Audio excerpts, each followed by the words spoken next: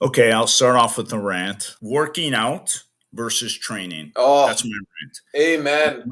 That's my first rant. Whew. Um, Selecting exercises that a human being, could be an adult in a CrossFit class, could be a 9-year-old, in an athletic development class, are not able to perform correctly and forcing them under load. And that load could just be fatigue into trying to do.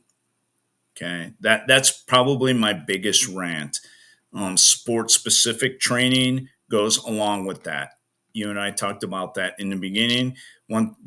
Reason I sent my neighbor to you, Ben, he was a very young kid who's big into stick and ball games, baseball, football, and he could easily go to some place where I always make the same joke. They tie a rubber band on a stick and say you're doing sports specific training. Bullshit.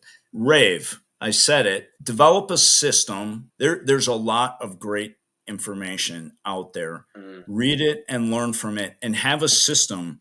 I'm always reading stuff and looking at stuff. There's a ton of good stuff out there. I'm not saying don't learn. However, you don't have to reinvent the wheel. Okay. You can very simply develop a system. When a kid first comes into you, it's whatever your base phase is.